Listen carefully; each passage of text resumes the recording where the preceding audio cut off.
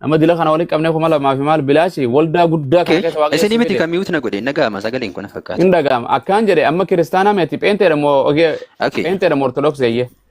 Okay. Waaqayyo si araaru. Dhifama siifaa godhu. በኢየሱስ ስም ማይቹ በኢየሱስ ስም jedha hono garte argitani ortodoksii በኢየሱስ ስም jettu maqaa isaa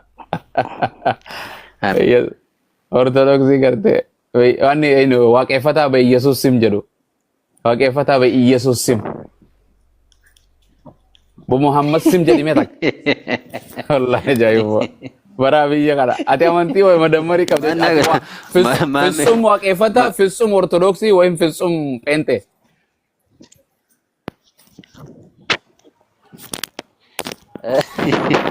waaqatamana okay walumaa gala waaqatamana maaliif akkasitti saabekta ana faana baay'ee asuun keessanii baay'ee bu'aasni buusa jedhee waan yaanneefi okay bu'aasni buusa eenyu faana akkasii deebise malee ofii koo ani kristaana yaa ana faana baay'ee asuun keessanii okay hayyee dhaggeeffatu baay'ee bu'aasni buusa jedhee waan yaanneefi natti kijibdemoo ati natti kijibdemoo dhuga natti dubbatteeti dilaan sinaasaa ture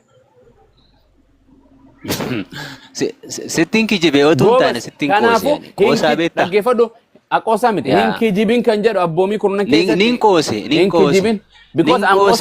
koose kijibaa miti kun nan koose ani yoon si gaafadhe kijiba jechuu maali beekta okay amma fakkeenyaaf ati islaamaa yoo naan jette ani islaamaa miti siin jedhe gartee dubbiin sana yoon deebi'ee ani boodarra islaama siin jedhe dubbiin san dubbii dhugaati moo dubbii kijibaati bade immoo sagaleen isaa eessa dhaqe?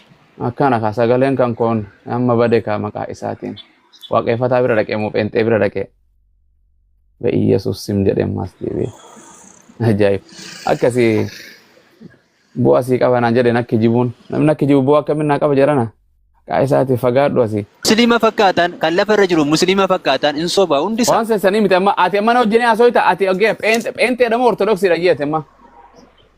Duraan waaqeffataa dheete kijiba ammas nin kijibsiisa. Abbuumas. Abeet.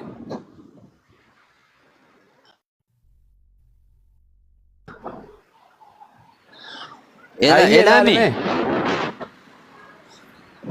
Sagalee ku qilleensa maaltu fudhate? Ganaatu fudhatamtama. Sagalee kooti bochaa ganan si fudhatu gara kootitti.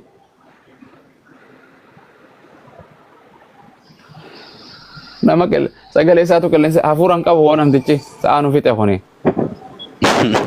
Okay. Ati kiristaana keessa pheenxe ortodoksiin sin jedhe. Hin dhaga'amu sagalee? Hin dhaga'amu. Eeka. Aboo olii gadi nama kirtiinaa kaane kiristiyaana. Ani nama gooftaatti amanu nama Yesuus. Matsaafa silsaasi. Isin immoo namaan hin soobdu kan jettan. Musliima ta'ee kan lafa kanarratti kan hundi isaa sobaan beekta. Ani beekta. Namni Yesuus Kiristoos namni galee gooftummaa isaa namni galee. Sobaan tiktookii akka keetii hin jiru. Waaqayyoon galgala kana dubbatee jira. Nama amantii isaa gartee ganee ani gartee kiristaanaa miti ani waaqeffataadha namni jedhee biyya lafaarra cimdiidha. Waaqayyoon gartee na dubbatee jira. Sirra harukutu waggaa'u. Waan sin jedhe ati kitaaba takka amantamoo silsaa siddisiidha. Sagalee kee bajaajiin si jalaan fuudhine. Guyyaa Jum'ataati amma nutis yoomul Jum'a. Alhamdulillah. Amma dhagee jira laal. Hanqasuma dhageesse deema. Deema. Hanquma sana hanqa kofalteen achi booda waan biraa soitaa baay'ee hin dandeenyu. Hanqa san dhagee gartee maqaa isaatiin jechuu sana. Ayya assalamu alaikum abdi eenyu ijoolleen Abdul Fattah noo hin jirtanii jedhana. Injirra ustaazi wa alaikum assalam wa rahmatullahi wa barakatuh injirra akka ajaa'ibatti ya ayyuhalladhina amanu idha nudiya lis-salati min yawmil jum'a gaagana mabbo boro zaala mana bira taate hayye maal jedhame eenyu jira sirra Sifan missionary kana dubbisame wadarul bay oh missionary kana barbade what is the missionary oh missionary Abet. nagaan sabaatu jirtu Nagaan hunduma keenyaaf haa ta'u nagaan asin. Mashaallah. Ati nama Islaama ture? Lakki Kiristiyaana. Kan eenyu? Lakkiyaa. Maqaa keeti? Eeyyee. Sufiyaan maqaa Islaamaati moo maqaa Kiristaanaati? Ani hin beeku gaa lafaa ka'ee dhuman dhaga'e warra keenya. Ana ammas si baasuuf hin deema suma kana ammas galgala kana laaboraatoorii Abu Mu'aaz arra maqaa isaa guyyaa Jum'ataa. Amma laala Suufiyaan dhaggeeffadhu. Maqaan Oromoo jira, Amaaraa jira, Arabaa jira. Maqaan Suufiyaan kun maqaa Amaaraati moo maqaa Oromooti moo maqaa Arabaati moo maqaa Ingiliffaati? Sadeen kana keessa yoo hin beekne siin barsiisa galgala kana deebisi. Kan moggaas illee warra gaa eenyuuf iyyuu. Oh, hold on. Haffadhe haa ta'u waan siin jedhe maqaan kun jarana kiristaanni nu ni beeka. Maqaan kun maqaa Arabaati moo maqaa Oromooti moo maqaa Amaaraati? Mishiinarii dhugaa dubbadhu hin kijibin kan jedhu caaffamee jiraatis. Akka nu badheetti maqaa Arabaati kan moggaas immoo warra kiyyaa. Gobas maatiin kan kee maatii Muslimaati moo maatii Kiristaanaati? Ortodoksiidha. Maqaa Muslimaa maaliif si baasan? Ani hin beeku san gaafanne egaa. Dafanii du'anii waan ta'eef. Okay, maatiin kee haadhaaf abbaan keetis Kiristaana? Kiristaana garuu hin jiranii umuriidhaan. Hin jiranii jechuudha. Okay, maatii si baase maqaa Islaamaa si baasanii jechuudha. Maqaa kiyya jaalladhe immoo maqaa kiyya gadhiisuu hin barbaanne. Maqaa baga si baasan Araba asumaan nu fakkaatte. Gimmachi parsantii takka Islaama keessa jirta maqaadhaan. Gobas. Rakkina hin qabu tokko nuyi. Hayyee. Waan jedhe ati Ortodoksiidha moo waaqeffata? Lakki ani enteedha sunnaa nabii isaati kan hin amanu. Sunnaa jala duruu laala amma akka Arabaaf godhuuf amma booduma deemtee waan beekanaan hin jedhin. Kanuma kan walii gal sooshaal laayifiin ni beeka. Okay, kitaaba kanaa kan hordoftu? 66. 66 no? Eshi. Okay. Waan siin jedhu ati pheenxeedhaa mi? Pheenxeedha. Pheenxeen amantiidha moo nyaata moo waan dhugani? Pheenxeeni. Inta taati deebisi kaa. Ani barsiisa. Ittiin yaadin. Itti yaaduu miti. Maqaan kun maqaa Arabaati moo Amaaraati jennaan maqaa Arabaati jettee fudhatte. Pheenxeen amantiidha moo waan nyaatani? Maali gaaffii akkamii gaafattu ustaazi kunillee maali gaaffiidha? Warra Yesuus gooftaadha jettuudha pheenxeenoo. Waan bi'aansan siin jenne pheenxeen amantaadha moo amantaa miti? Amantaadha. Goobas. Okay, pheenxeen amantaadha kan jedhu caaffameera. Anaatu si hojii pheenxee ta'a. Maali kunillee haadha manaatiin naa kennu yookaan kunillee caafamuu Waaqayyoon na dubbatee jira. Maatiin kan kee Waaqayyo guyyaa kana galgala kana si haa eebbisu. Hayyee. Dhaggeeffadhu gaa wal kijibuun hin ta'u. Een kijibin pheenxee jechuun amantaadha naan jettee asirratti barreeffameeti jira. Mishiinarii qonkoo pheenxeen amantaadha kan jedhu asirra jira moo hin jiru. Ameen. Golanni gooftaaf haa ta'u eebbisaa jirana. Gooftaaf haa ta'u galatoomi dhuga dubbatte hin jiru. Yeellam pheenxeen amantii kan jedhu hin jiru. Hin jiru miti. Hin jiru. Goobas.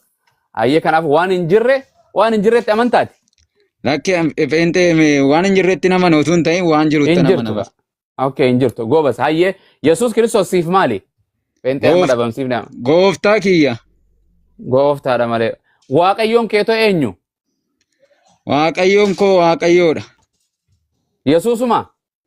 Eeyyee. Yesuusiin malee Waaqayyoon jira moo hin jiru? Lakki Waaqayyoon lama hin jiru tokkicha. Waaqayyuma tokkicha sani fannoo irratti si fannifame? Eeyyee. Goobas. Waaqayyo hin du'a? Waaqayyo hin du'u. Kan Waaqayyo tokkicha Waaqayyoon naa fannifame naan hin jenne maati? Eeyyee fannifameera du'ee du'a mo'atee ka'eera. Hayyee Waaqayyoon hin du'a? Waaqayyoon hin du'u. Kan fannoo irra du'e san eenyu? Sagalee Waaqayyoo isa dhufee nama fakkaatee dhalate. Yesuus Kiristoos. Yesuus Kiristoos san waaqa moo waaqaa miti? Sagalee Waaqayyootiin. Sagalee Waaqayyooti malee waaqaa miti mi? Waaqayyoodha. Okay, Waaqayyoo sii du'e fannoo irratti? Eeyyee tokkicha ilma isaa akkasuma. Naan jedhika. Mana rakkata boona taphachuu akkuma daa'imni ijoollee nagootu. Baaba, tuyite argite hin argine. Kanaaf Waaqayyuma tokkicha Yesuus jetteetti amantu san goofticha kee Waaqayyoo tokkicha isa malee kan hin jirre san isuma saniif fannoo irra sii du'e. Eeyyee. Goobas Waaqayyoo hin du'a? Du'ee argameera gaasitti. Hin du'a hin jedhe ni du'a jedhe Waaqayyoon. Du'eera. Ragaan siidha. Eeyyee du'eera. Waaqayyo inni du'a inni du'a. Hin du'a du'ee ka'eera. Eenyuun naa baasa jirana. Wangeela keessa abdi. Ani qoraanotaa keessa na jira. Waaqayyo duwwaadha. Waaqayyo duwwaatu hin du'u jedha. Ermiyaas Isaayyaas naa himaa boqonnaa sana jira naani. Yaa ustaas du'uusaa duwwaa miti ka'uunsaa isin hin dhibu'i. Qoyna kana jirana dhaabbadha. Du'uusaa maaf kolfitu? Ka'uunsaa immoo isin hin dinqu. Haati manaa keetti isaa eebbifamtu. Qoy galgala kana gooftaa hin fudhattanii Yesuus gartee Waaqayyo hin du'u gartee Ximooxiyoos gartee Ximooxiyoos isa duraa sanii boqonnaa 6 lakkoofsa 10 sanii. Qoy dhaabbadhu wangeela of biraa ni qabdaa? Nan qaba. Ximooxiyoos isa duraa boqonnaa 6 lakkoofsa 16 banime. Haati manaa too maqaan isee eenyu? Hussein ati haati manaa too walaa barannu anaa bumuwazi. Haati manaa kiyya. Kakuu jireenyaa beektaa? Aboo kakuu jireenyaa maqaa isii kamaatiin moggaafteef natti himi. Kanuma. Olii gaxaan qabu. Aboo inkijibin maqaan qabdu haati manaa kan kee maqaan mattaawaqaa isiirra kakuu jireenyaati. An sitti meeqaan hin beeku kijiba bar. No inkijibde gooftaan inkijibde naan jedhe afurri kiyya. No dhugaa. Soba gaa kuni soba hartati iyyuu musliimni soba. Laa hin sobu inkijibde yoo maqaa akkeetu mee waaqayyoon bariinaan argisiisin tan boruu jedhe yoon kijibe. Yoon kijibee. Inkijibde moo dhugaa dubbatte maati? Ani dhugaan dubbadhe obboleessa kiyya. Maqaan isiidha kakuu jireenyaati. Kanuma. Ximotewos duraa meeqa? 6:16. Ximotewos duraa 6:16.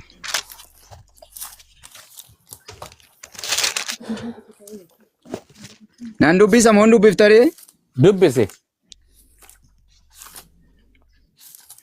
Maqaa gooftaa Yesuusiin nan dubbisaa Ximotewos duraa 6:16. No maqaa gooftaatiin hin jedhu maqaa gooftaatiin. Waaqayyo duwwaatu hin du'u. Ameen.